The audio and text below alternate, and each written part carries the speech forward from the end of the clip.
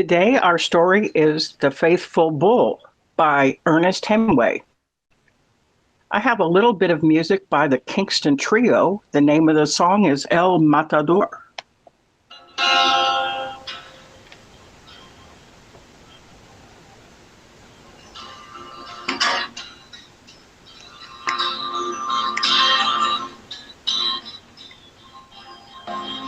Ay, torero, she is here. Ay, matador. I see her smile and I see there the reason she came. Torero, come closer, come here and I'll whisper her name. You may be brave and as bold as you're black, but I will be numero, torero. So that's a song I really, really like about bullfighting. And let's go ahead and start the story, The Faithful Bull. Well, thank you for the phone. I should probably Google it later on and listen. No, it's a great song. It's about the duel or the battle of spirits between the man and the animal. And Hemingway was very much a man, and he liked to, challenge the elements, challenge the restrictions of this world. And he was into big game hunting and into deep sea fishing, and he was into women. He was very much into women, had lots of different women. But this song by the Kingston Trio is quite a nice song. I've liked that song. So let's go ahead and why don't you go ahead and start reading? Do you have it in front of you? If I read, will you be able to take over when I stop? We're going to find out. Okay. Go ahead. Yeah. Just start reading. The Faithful Bull.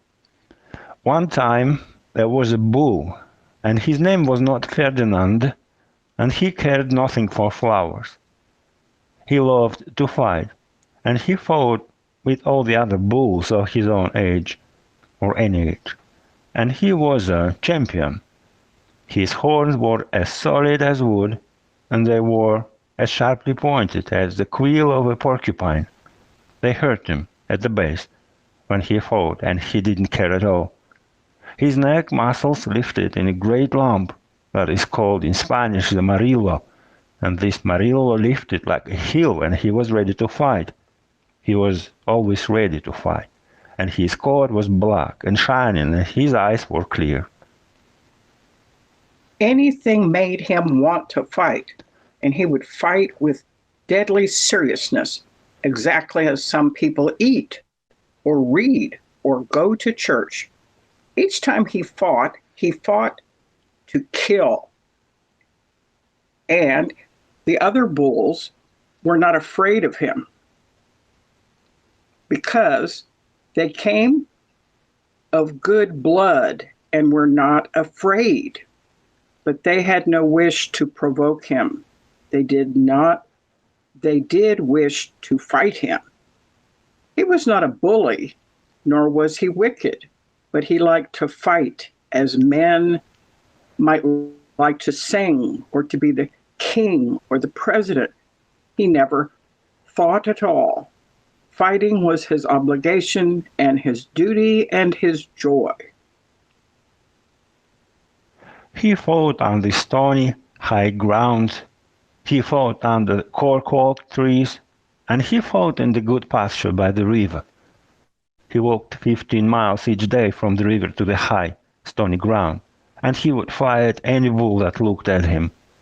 Still, he was never angry. That is not really true, for he was angry inside himself, but he didn't know why, because he could not think. He was very noble, and he loved to fight. So, what happened to him? The man who owned him, if anyone can own such an animal, knew that a great bull he was, and still he was worried because this bull cost him so much money by fighting with other bulls. Each bull was worth over $1,000, and after they had fought the great bull, they were worth less than $200, and sometimes less than that. So the man who was a good man, decided that he would keep the blood of this bull in all of his stock rather than send him to the bull ring to be killed. So he selected him for breeding. But the bull was a strange bull. When they first turned him into the pasture with the breeding cows, he saw one who was young and beautiful and slimmer and better muscled and shinier and more lovely than the others. So, since he could not fight, he fell in love with her, and he paid no attention to any of the others. He only wanted to be with her, and the others meant nothing to him at all. The man who owned the bull ranch hoped that the bull would change or learn or be different than he was, but the bull was the same, and he loved whom he loved and no one else. He only wanted to be with her, and the others meant nothing to him at all. So the man sent him away with 5 other bulls to be killed in the ring. And at least the bull could fight, even though he was faithful. He fought wonderfully, and everyone admired him, and the man who killed him admired him the most. But the fighting jacket of the man who killed him, and who is called the matador, was wet through by the end, and his mouth was very dry.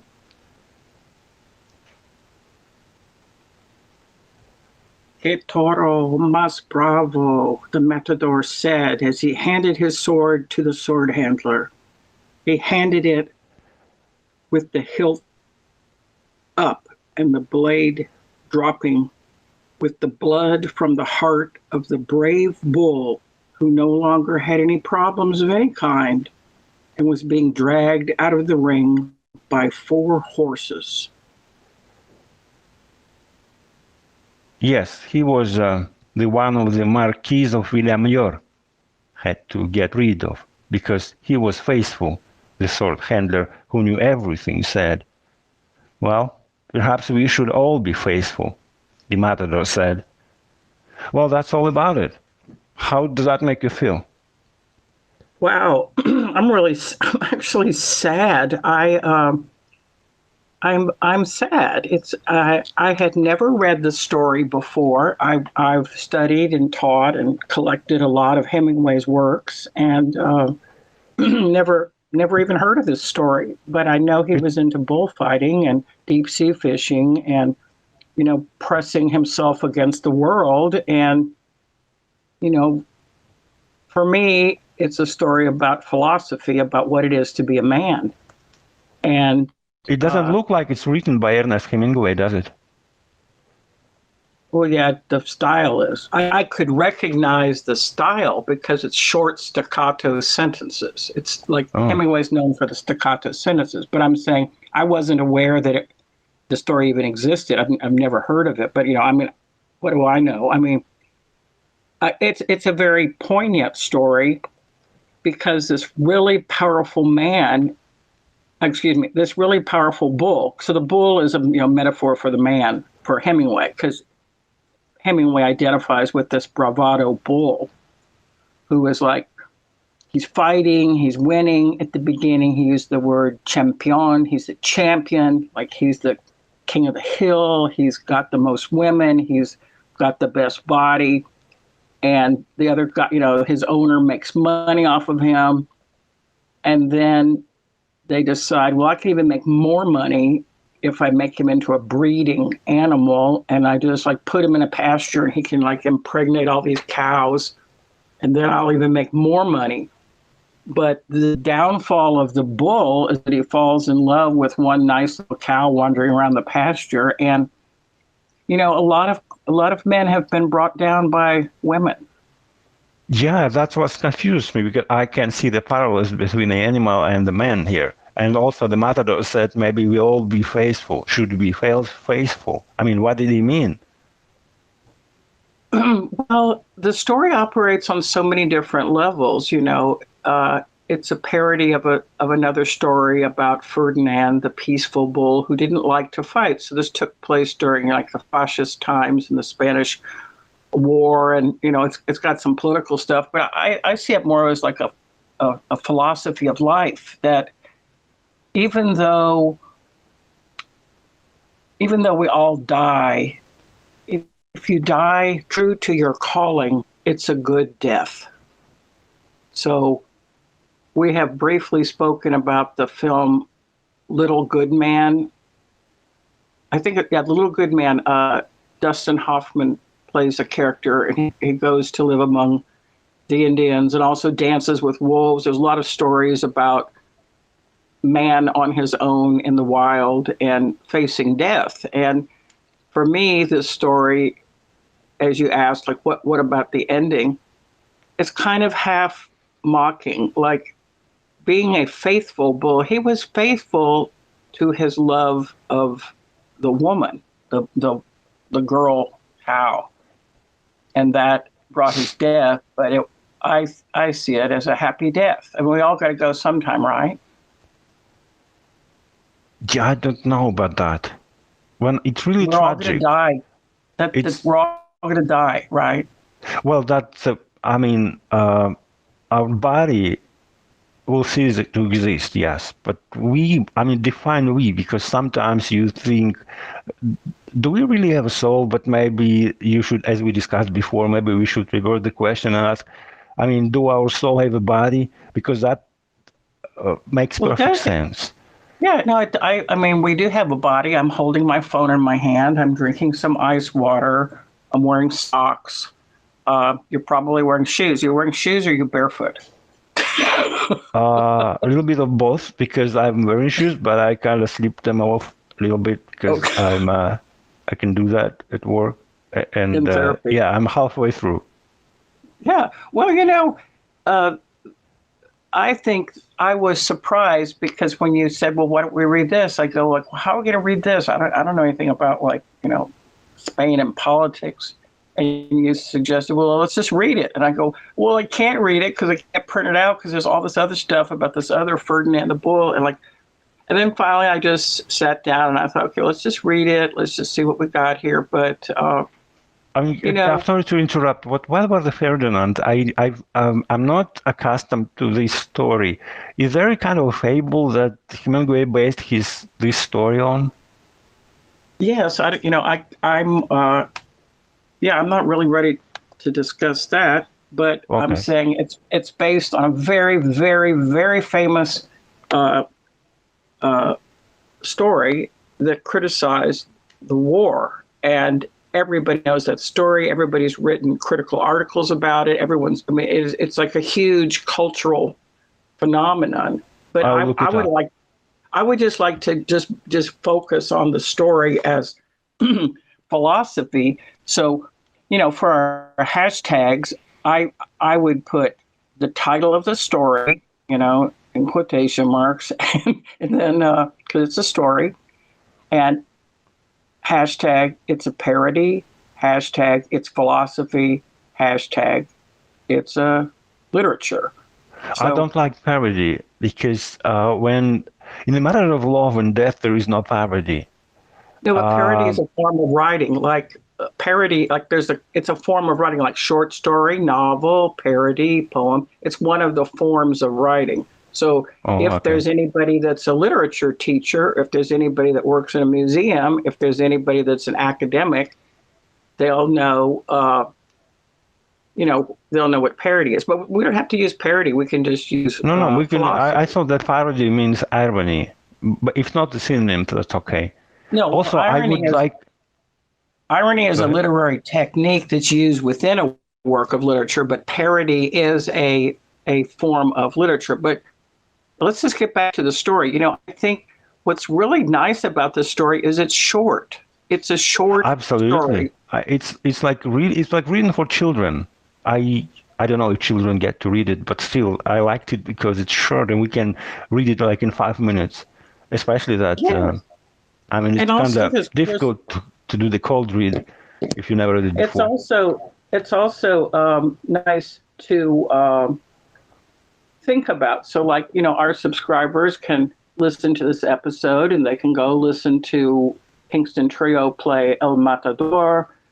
They can read the story themselves. They can think about the struggles of their own life. What have they pitted themselves against? Like, what have we as human beings struggled against? We've struggled against, so many different odds. I mean, we've all been through a pandemic, and we're still alive, sort of. And we've struggled financially, and we've struggled in relationships, and we've struggled as parents, and we've struggled as children. So, part of being alive is struggling. And some of our subscribers who have been with us since the beginning remember the episode about Sisyphus, the Greek fellow who pushes his rock up the hill every day, and then it rolls back down, and he pushes the rock up the hill. And what is noble about man is the struggle. I'm getting excited. I'm thinking of swans and wolves, because I thought that would not apply to a bull. I mean, fidelity, because I knew only two animals who live in pairs and are faithful to each other until death do them part, like swans and wolves. They never heard of a bull. Just go a little bit slower. You've heard of two different animals that are faithful, and what are those animals? First is the bull or bird, swans. They are animals that live in pairs, the birds. SWANS. Yes. Yeah, they are known to already be. Okay. And the wolves, of course. Didn't you know about the wolves? Well, Gray wolves, they live in packs. You just said it kind of fast, so I okay, I understand. I apologize. I just didn't. Don't apologize. Because sometimes when I speak, I understand myself, but I'm unaware that other people don't understand. No, just that when we're, since our audience is a broad audience, and sometimes you just, I think if you just like hit the final consonant, swans, wolves, but I mean, the thing about swans is like, when I think of a swan, I think of Zeus. Zeus, who is a male god, decided that it wasn't enough that he had his own wife in Mount Olympus. He had his own wife. He had to take the form of a swan and come down to earth and mess around with women. And, isn't that how it is? Men just can never have enough. Am I right? Because women are so amazing. I mean, it's all relative, really. And you kind of with the experience you're what's the word? How to describe what I want to say? That there are stages in men's life, same as in women's, and you can say that men never get enough in one stage, but that's not be true for another. Anyway, why are you getting excited? No, what I mean is like. What excites you most? No, don't be shy. I mean, you told me there is. It's a wonderful weather. I'm going to expose myself to the sun and get some vitamin D. Yourself. You're not supposed to expose yourself. I'm not getting excited about it. And in the meantime, it's nighttime where you are. No, wait.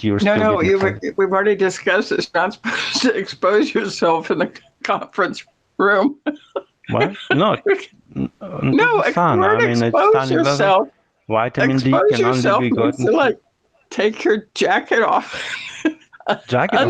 I'm not going to wear a jacket at like 70 degrees Fahrenheit outside. No jacket. Maybe. No, what I mean is there are some people that are, some people love music, and some people like reading, and some people like drinking, and some people love riding their bicycle, and some people like riding a motorcycle. Like the things that you're passionate about life. Like, to me, right. I've heard this word, it's called sapiosexual, SAPIOSEXUAL. Someone who's sapiosexual is someone who is like really interested in like ideas. And like, for me, if I meet somebody, I don't care too much about his car. And, I sometimes will look if they're wearing a watch or not. but like I like a man who can talk about ideas and like someone who's traveled. So they say that that type of attraction is called sapiosexual. Have you ever heard of that? No, but whatever. Let me ask you this because I need to know. If today's was a mental health day, what animal would you be? Oh, I'm going to be a jaguar. Okay. I'm going to go I would be prowl bull. around. I would be a faithful bull. You would.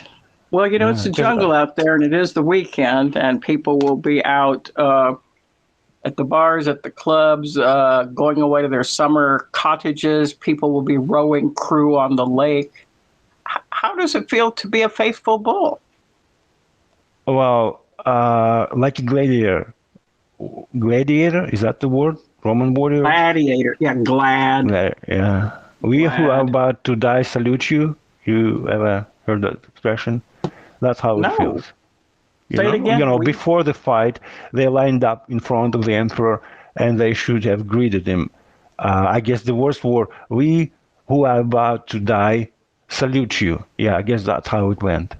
Well, now you do know. Wow. Isn't that wonderful? Yeah, I like that. I You like didn't know that. that? I mean, that's. I thought you knew because English culture comes from Roman civilization, from remains of it, and everybody who speaks English knows stuff Romans did. That's not true. You're No? generalizing. Everything that you thought is wrong, you have to go back and listen to that episode. No, I'm saying Okay. that, everything about German culture, you don't know. Everything about Boston, you don't know. Everything about Siberia, you don't know. Everything about Texas, I don't know. There's a lot of things that we assume the other persons know. And that's why we have therapy, because we have to go to therapy to find out, what why do we have so many problems? Like, what's wrong? Why can't we get along in the world? But I just know, I don't know. When I think about the gladiators, I think about Charlton Heston. In the movie The Ten Commandments, he's like in a chariot, and he's like, his chariot has all these blades on it, and he's like, some guy's trying to run him off the road in the chariot races going around the Colosseum, and he's being very manly. And, yeah, I like Charlton Heston. But that made me think of Charlton Heston and a man running somebody off the road. But, I mean, they were in the Colosseum. Have you ever been to the Colosseum? No, but I've seen pictures. I've been there. It's amazing. I love the circle. I love Rome. I wish I was on a motorcycle going around in Rome. That would be like an epic adventure. But, I'm a little too old for riding motorcycles right now, but there's a lot of films, Fellini films about Rome. There's one called Roma, Rona. So you mean Gosh. if I ever come to Rome, that would worth it to tour in the Colosseum? No, you don't want to tour the Colosseum. You want to rent a motorcycle and chase girls on it. That's what you want to do. That would be weird. No, I'm saying, the Colosseum is like a bombed out building, and everybody's, just trying to suck what does the meaning of the Colosseum mean. But if you would go to Rome, having a little Vespa, a little motorcycle, and like there's all these guys on motorcycles with girls sitting behind them, on I their don't know little what with Vespa. motorcycles and girls. It's not even related, right? It is Especially in Rome, related. because those little scooters there are not to be called motorcycles. Anyway, I've seen pictures of Colosseum. It didn't get me excited in any way because I mean those are seats, those arena, and this is halls from which the wild animals appeared and stuff. No, I mean But the maybe I'm Colosseum. wrong. You're not going there to see the Colosseum. I am your tour guide. Escúchame. Okay. Well, if you go to Rome, you might want to just experience, the life of being a Rome, of living in modern Rome. It's an exciting Yeah. city. It's corrupt. There's like Do you drinking. think if you would buy an apartment in Rome, how much is it going for? Do you have any idea? I mean, if you switch places, In for Rome, well, instance. the economy is tanked, and there's like the if you're an American, it's good. It's good to go overseas because the dollar's Yeah. pretty good. But I don't know, I don't know, I'm just But thinking actually, if I want to buy an apartment in Rome, how much would that cost me? let's get one. I'm I'll come visit you.